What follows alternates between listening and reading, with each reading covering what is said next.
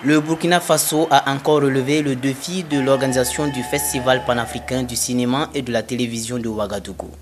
Malgré le contexte difficile de transition politique et sous la menace de la maladie à virus Ebola en Afrique de l'Ouest, l'État burkinabé a tenu à offrir au monde du cinéma africain et de sa diaspora ce rendez-vous. Avant le FESPACO, il y a plusieurs manifestations qui ont été reporté ou annulé, entre autres le CIAO 2014, le CITO, le Salon du tourisme et de l'hôtellerie 2014 aussi qui a été reporté, le Tour du Faso.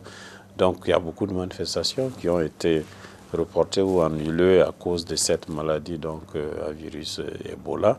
Mais les autorités du Burkina Faso ont tenu à ce que le FESPACO ait lieu.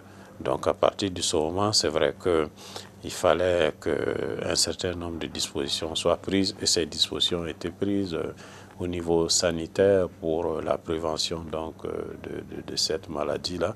Ceux qui vont venir au FESPACO, ceux qui sont déjà au FESPACO ont constaté un certain nombre de dispositifs de lavage de mains, de désinfectants, etc.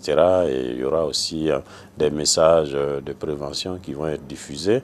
Vous vous rendrez compte aussi que nous avons pris un certain nombre de dispositions pour réduire un peu les différents espaces de regroupement. C'est pourquoi cette année, au FESPACO, il n'y aura pas la galerie marchande à la Maison du Peuple, il n'y aura pas l'exposition artisanale à la place de la Nation. Cependant, on garde l'animation au siège du FESPACO avec les restaurants et puis quelques stands d'exposition des partenaires du FESPACO. Et il y aura aussi les nuits musicales qui vont se dérouler donc, au siège du FESPACO. Et naturellement, le FESPACO étant le cinéma, les salles de cinéma, il y a 7 salles de cinéma qui sont prévues où les 133 films de la sélection vont être diffusés du samedi 28 février au samedi 7 mars 2015. Il y a aussi le marché international du cinéma et de la télévision africain, le MICA, qui va se tenir cette année sur le site du CIAO, parce que nous ne pouvons pas disposer cette année de l'hôtel Azalaï. Ce n'est que partie remise, donc le MICA est allé un tout petit peu en périphérie, mais nous avons pris des dispositions. Il y a des navettes qui seront disponibles pour faciliter donc les déplacements des festivaliers entre les différents lieux et puis le site du CIAO où se tient donc le MICA. Donc je dois dire que d'aucuns ont dit que comme il n'y a pas la galerie marchande, est-ce que le FESPACO a perdu son aspect populaire? J'ai dit non.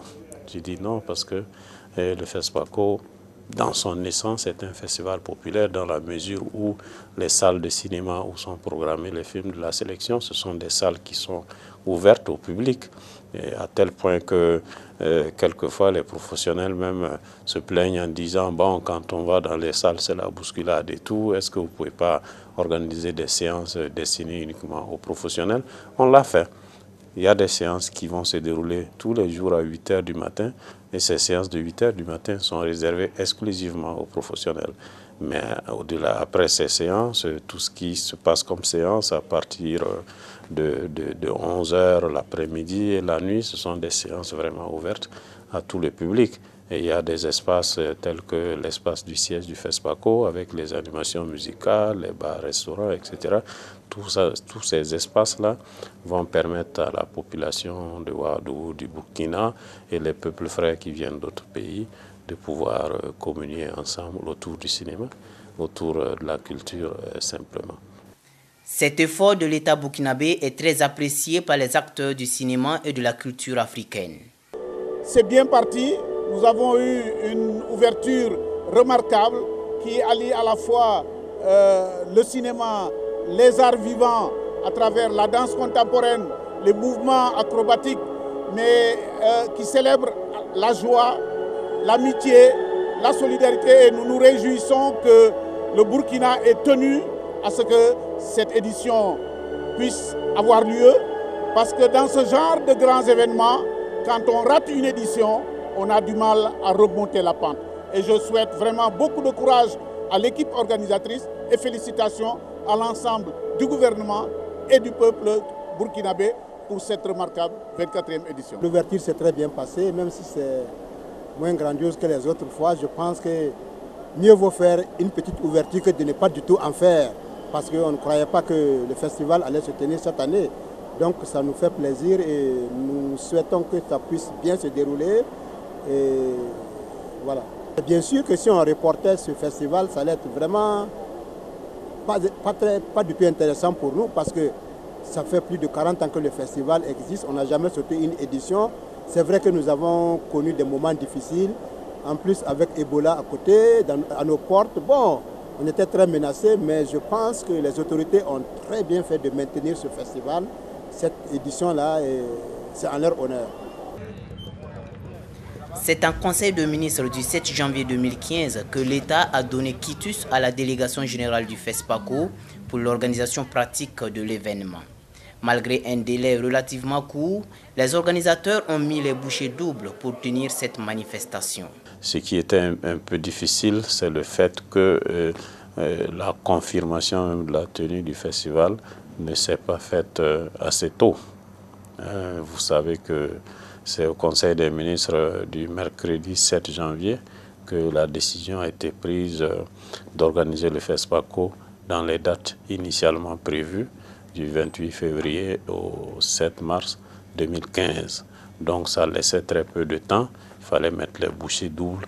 Mais je crois que c'est un rapport que notre ministère en charge du cinéma, le ministère de la Culture et du Tourisme, a été introduit en Conseil des ministres. Qui dit rapport, c'est que les techniciens ont été consultés, ils ont préparé un rapport. Ça signifie que les techniciens que nous sommes avons donné toute l'assurance au gouvernement que techniquement nous sommes capables donc de mettre en œuvre dans ce délai-là la 24e édition du FESPACO, tant que l'État aussi pouvait honorer ses engagements en mettant à disposition le budget. Donc, nous avons pris l'engagement, nous avons pris les dispositions pour que ce FESPACO-là puisse se tenir dans les meilleures conditions. À cette 24e édition, le festival se tient avec quelques innovations, dont le relèvement de la valeur de l'enveloppe de l'étalon d'or de Yenenga. Le FESPACO, cette année, double le prix de l'étalon, qui va passer de 10 millions à 20 millions. Quoi qu'on dise, c'est un effort quand même qui est important, même si on ne peut pas dire que c'est une innovation majeure, mais c'est quand même un effort qui montre qu'il y a de l'intérêt pour ces films-là. Et il y a tout un travail qui est fait parallèlement pour des prix spéciaux, dont les montants ont également, pour la plupart, été relevés de façon substantielle. Vous avez des prix spéciaux qui vont à 10 millions, 15 millions, c'est pas mal pour un prix spécial. Un des aspects qui me paraît important, c'est vraiment la place qu'on a voulu donner cette année au marché du cinéma et de l'audiovisuel, du MICA. Vous savez que les cinéastes viennent à Ouaga non pas pour les aspects festifs seulement, mais c'est surtout parce qu'ils pensent que le FESPACO offre une plateforme de services qui sont des services importants pour eux. Et parmi ces services-là, c'est le marché. Être dans une situation où on peut vendre, où on peut acheter, où on peut discuter, où on peut ensemble concevoir un projet commun, développer des partenariats, échanger des idées.